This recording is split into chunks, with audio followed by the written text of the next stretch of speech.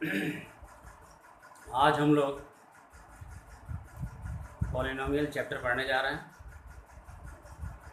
इसमें जो भी डाउट होगा उसे आप लोग पूछ सकते हैं। पॉलिनोमियल का बेसिक कॉन्सेप्ट मैं पढ़ाने जा रहा हूँ, ध्यान से पढ़िएगा आप लोग। और इसमें जो भी डाउट होगा उसे आप लोग कमेंट करके पूछ सकते हैं, या डायरेक्ट हमारे व्हाट्सअप नंबर पे आप लोग मैसेज कर सकते हैं, या डायरेक्ट हमारे नंबर पे कॉल कर सकते हैं। आप लोग ध्यान से पढ़िए, इसमें जो भी डाउट उसे पूछ लीजिएगा आप लोग।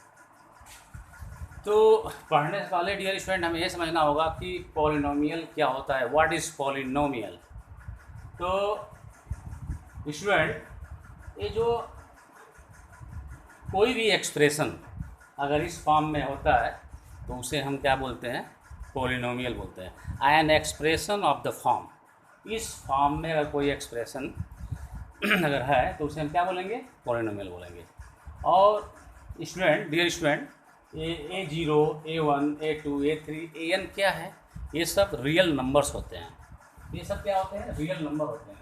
A0, A1, A2, A3, AN, ये सब क्या होते हैं, रियल नंबर्स होते हैं।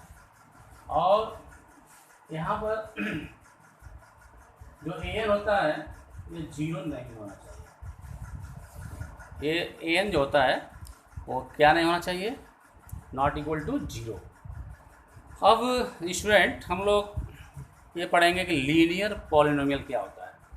Linear polynomial, what is linear polynomial. Linear polynomial, तो स्टूडेंट हम लोग ये सब पढ़ भी चुके होंगे 9th क्लास में।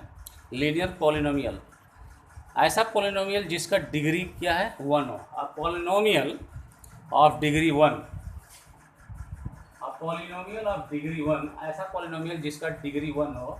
जैसे मान लीजिए x+5, क्या है, x+5। तो यहाँ पर x का हाईएस्ट पावर क्या है, 1 है। इसका मतलब इसका डिग्री क्या हो गया, 1 हो गया। z+16, जैसे मान लीजिए यहाँ पर z का हाईएस्ट पावर क्या है, 1 है। इसका मतलब इस पॉलिनोमियल का डिग्री क्या हो जाएगा, 1 होगा। तो ऐसे पॉलिनोमियल क्या कहलाएंगे, लीनियर पॉलिनोमियल। ऐसा polynomial, a polynomial of degree 1 is called linear polynomial.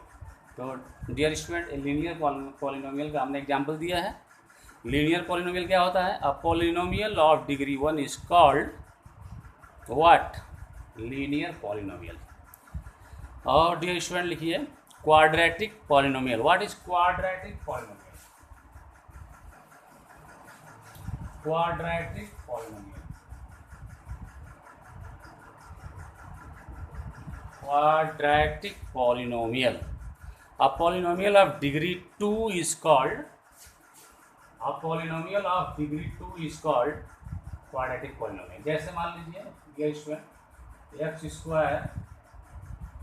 + 15x + 56, ये पॉलिनोमियल है, क्वाड्रेटिक पॉलिनोमियल है, क्योंकि इसमें x का हाईएस्ट पावर क्या है डियर स्टूडेंट, x का जो हाईएस्ट पावर है वह 2 है। इसलिए हम इसे क्या बोलेंगे, क्वाड्रेटिक पॉलिनोमियल। अब डियर स्टूडेंट क्यूबिक पॉलिनोमियल क्या होगा, cubic polynomial,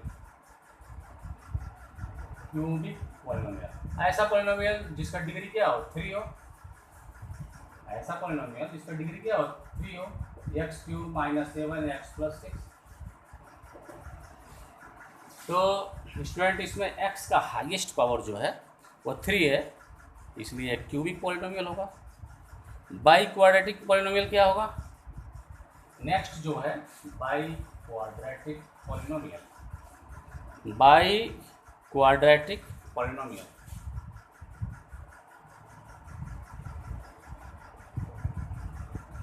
biquadratic polynomial. तो बाई क्वाड्रेटिक पॉलिनोमियल ऐसा पॉलिनोमियल, ऐसा पॉलिनोमियल जिसका डिग्री क्या हो, 4 हो, तो उसे हम क्या बोलेंगे dear student, biquadratic polynomial बोलेंगे। जैसे मान लीजिए 2x⁴ + 3x³ + 4x² square plus 6x plus 7। Dear student, इसमें x का हाईएस्ट पावर क्या है? 4 है, इसलिए इसे हम क्या बोलेंगे? By quadratic polynomial. इसे आप लोग नोट कर लीजिए।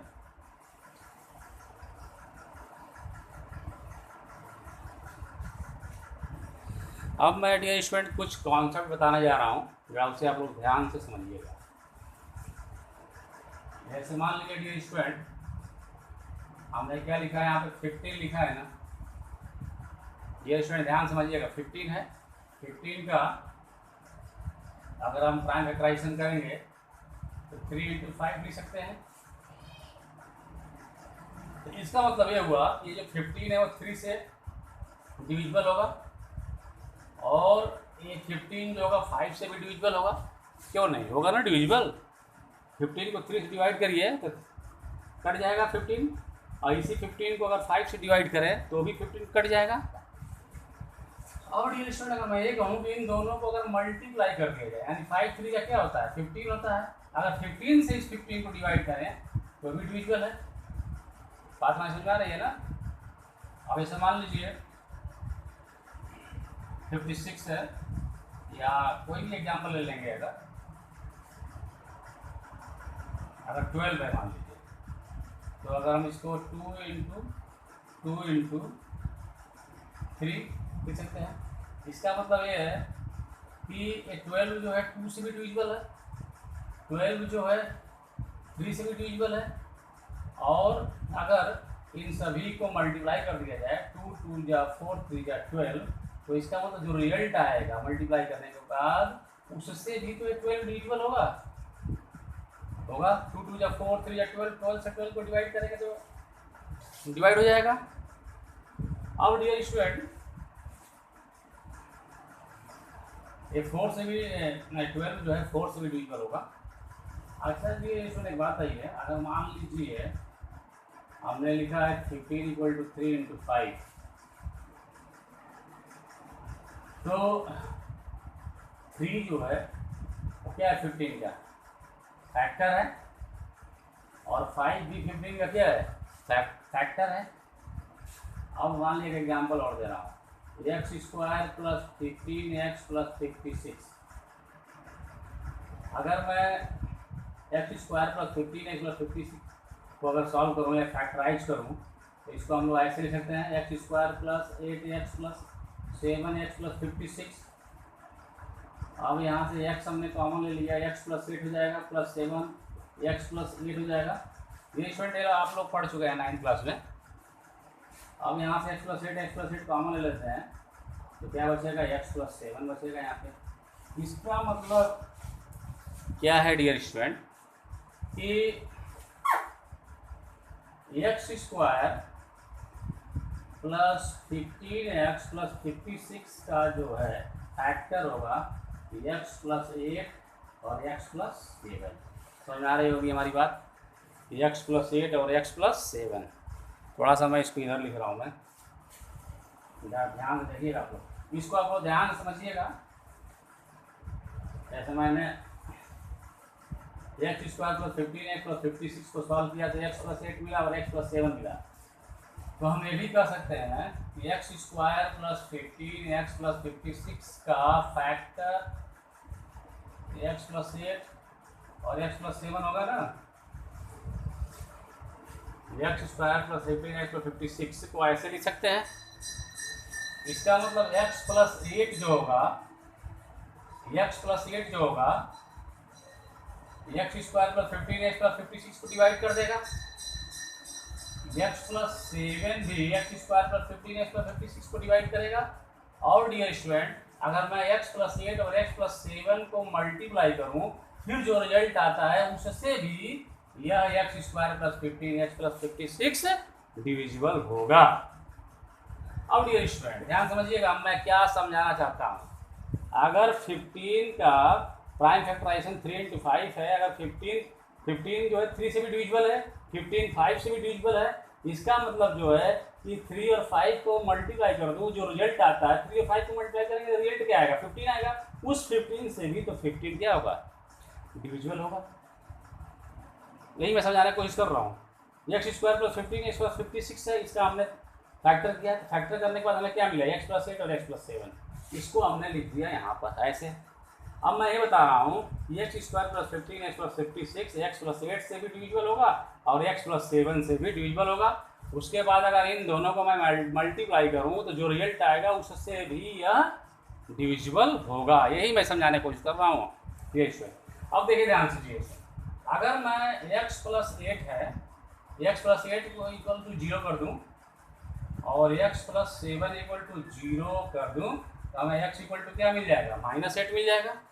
और यहाँ से x इक्वल टू क्या हो जाएगा, -7 मिल जाएगा। तो डियर स्टूडेंट जरा ध्यान से समझना आप लोग, यही -8 और -7 क्या कहलाएगा, जीरोज। क्या कहलाएगा, zeros. Zeros of this polynomial. यही -8 और -7 क्या कहलाएगा, zeros. Zeros of this polynomial. इसी जीरोज को हम लोग क्या बोलते हैं, रूट्स भी बोलते हैं, बहुत लोग रूट भी बोलते हैं। अगर मान लो इसको सॉल्व करेंगे तो एक्स का कोई ना कोई वैल्यू आएगा जी। अगर मान लीजिए आप लोग इसको सॉल्व कर रहे हैं, suppose you are solving this question, x square plus 15 x plus 56, तो आपने सॉल्व किया। जब सॉल्व किया तो एक्स का वैल्यू क्या मिला आपको, -8 और -7 मिला। तो डियर स्टूडेंट एक्स का वैल्यू हमें -8 -7 मिला। यही -8 और -7 जीरोज कहलाता है और इसी जीरोज का दूसरा नाम है रूट्स। कुछ लोग रूट्स बोलते हैं, कुछ लोग जीरोज बोलते हैं। अच्छा डियर स्टूडेंट, हम आगे चलकर इसी में से किसी एक को हम अल्फा कंसीडर कर लेंगे, किसी एक को बीटा। तो हम यहाँ पे अल्फा को ऐसे डिनोट करते हैं, यहाँ पर लिख देते हैं अल्फा इक्वल टू -8 और बीटा इक्वल टू -7। किसी एक को हम अल्फा कंसीडर कर सकते हैं, चाहे तो इसको अल्फा कंसीडर कर लें, इसको बीटा, चाहे तो इसको अल्फा कंसीडर कर लें, चाहे तो इसका। तो डियर स्टूडेंट बात हमारी समझ में आ गई होगी। हमने क्या बताने का कोशिश किया, हमने ये बताने की कोशिश किया कि जीरोज और रूट्स, कोई भी पॉलिनोमियल है उसे सॉल्व करेंगे तो एक्स का वैल्यू मिलेगा, वही एक्स का वैल्यू जो मिलेगा उसे हम जीरोज बोलते हैं, वही जीरोज रूट्स भी कहलाता है। इसी जीरोज को हम आगे चलकर किसी एक जीरोज को हम अल्फा कंसीडर कर लेंगे, किसी एक को बीटा कंसीडर कर लेंगे। अब मान लीजिए हमको अगर यहाँ से अल्फा प्लस बीटा निकालना है तो इन दोनों को जोड़ दीजिए, -8 प्लस -7, तो -8 -7 -15 हो जाएगा। अगर डियर स्टूडेंट मान लीजिए हमें प्रोडक्ट निकालना है, अल्फा इंटू बीटा निकालना है, तो अल्फा इंटू बीटा मल्टीप्लाई कर दीजिए। तो अल्फा इंटू बीटा अगर हम मल्टीप्लाई करेंगे अल्फा इंटू बीटा तो -8 इंटू -7 कितना हो जाएगा, -+8 बन जाए 56। तो डियर स्टूडेंट हमने अल्फा प्लस बीटा निकाला, यहाँ पे -15 मिल गया, अल्फा इंटू बीटा मिला हमें 56। अल्फा प्लस बीटा का मतलब होता है सम, सम प्लस का मतलब हो गया सम, यहाँ पे इंटू का साइन है यानी प्रोडक्ट है, तो अल्फा प्लस बीटा मतलब हो गया सम ऑफ जीरो। यही अल्फा बीटा जीरोज कहलाते हैं ना, तो यही अल्फा और बीटा को हम लोग जीरोज बोलते हैं। इसका मतलब सम ऑफ जीरोज क्या मिला हमें, -15, और अल्फा इंटू बीटा यानी प्रोडक्ट ऑफ जीरोज, इसका मतलब प्रोडक्ट ऑफ जीरोज हमें क्या मिला, 56। बात हमारी समझ में आ गई होगी। एक बार और मैं समझा रहा हूँ dear student, x square plus 15 x plus 56 है, इसका हमने फैक्टर किया, इसे फैक्टराइज किया तो हमें x प्लस 8 मिला और x प्लस 7 मिला। x प्लस 8 और x प्लस 7 जो है इसके फैक्टर है, इसके फैक्टर है, यानी ये जो पॉलिनोमियल है x प्लस 8 से भी डिविजिबल होगा, x प्लस 7 से भी डिविजिबल होगा, और इन दोनों को आपस में मल्टीप्लाई कर दें तो जो रिजल्ट आएगा उससे भी ये डिविजिबल होगा। अब क्या करेंगे डियर स्टूडेंट, फैक्टर करने के बाद हमें जो फैक्टराइज करने के बाद जो फैक्टर मिलेंगे उसको जीरो के इक्वल कर देंगे, वहाँ से x का वैल्यू निकाल देंगे। x का वैल्यू हमें यहाँ से -8 मिला, यहाँ से x का वैल्यू -7 मिला। यही 8 -8 और -7 क्या कहलाते हैं, जीरोज कहलाते हैं। इसी को हम लोग रूट्स भी बोलते हैं। यही जीरोज को हम आगे चलकर अभी हम बताएंगे। वो अल्फ़ा कंसिडर करते हैं, बीटा कंसिडर करते हैं, किसी एक को अल्फ़ा कंसिडर कर लेंगे, किसी एक को बीटा कंसिडर कर लेंगे। उसके बाद सम ऑफ जीरोज निकाल दिया। सम ऑफ जीरोज का मतलब होता है alpha plus beta. Sum of zeros निकाल दिया हमने, मतलब दोनों को ऐड कर दिया। प्रोडक्ट ऑफ जीरोज निकाल दिया, मतलब दोनों का प्रोडक्ट कर दिया। तो डियर स्टूडेंट इतनी बात हमारी समझ में आ गई होगी। अगर इसमें कोई डाउट होगा तो उसे आप लोग पूछ लीजिएगा। एक बार तो और बता रहा हूँ मैं,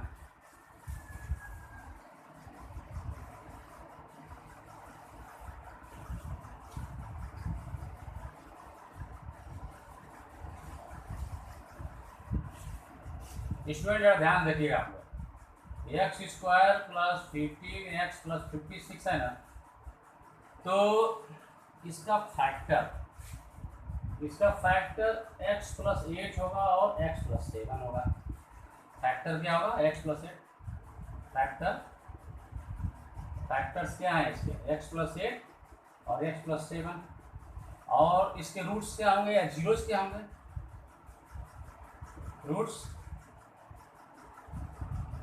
इसके रूट्स या जीरोस क्या होंगे? क्या करेंगे? जीरो इक्वल कर देंगे।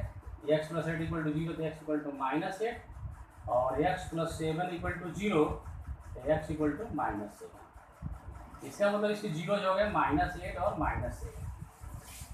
तो अगर स्टूडेंट किसी पॉलिनोमियल के अगर रूट्स -8 और -7 अगर दिए हों, किसी पॉलिनोमियल के रूट्स अगर या जीरोज अगर -8 और -7 दिए हैं, तो इसका मतलब ये जो होता है ये x प्लस 8 और ये जो हो जाएगा x प्लस 7। इसका मतलब यहाँ से ये बनेगा, यानी x प्लस 8 उसका फैक्टर रहा होगा और -7 है, इसका मतलब x प्लस 7 उसका फैक्टर रहा होगा उस पॉलिनोमियल का।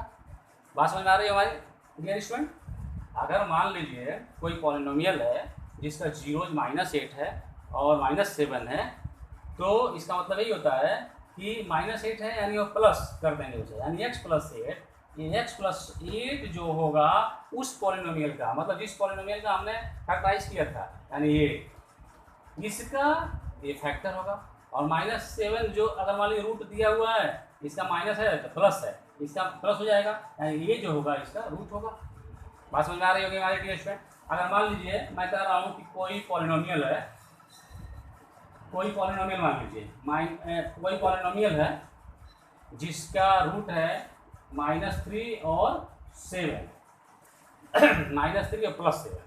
इसका मतलब ये हो गया कि -3 प्लस कर दीजिए, यानी x प्लस 3 और यहाँ पे प्लस है तो माइनस कर दीजिए x माइनस 7। इसका मतलब x प्लस 3 जो होगा उस पॉलिनोमियल का फैक्टर होगा, और यहाँ पर प्लस था तो माइनस कर दिया, यानी x माइनस 7 उस पॉलिनोमियल का फैक्टर होगा। तो डियर स्टूडेंट हमारी बात समझ में आ रही होगी। और अगर इसमें कहीं भी डाउट होगा तो उसे आप लोग पूछ सकते हैं, और इसको कम से कम 2 से 3 बार आप लोग देखिए, घर पे जाकर प्रैक्टिस करिए। बात इसमें जितना हमने समझाया है, जो भी कॉन्सेप्ट समझाया है, उसे आप लोग कम से कम 2 से 3 बार समझिए। इस वीडियो को 2 से 3 बार आप देखिए, और जो भी डाउट हो उसे आप कमेंट करके पूछ सकते हैं। Thank you so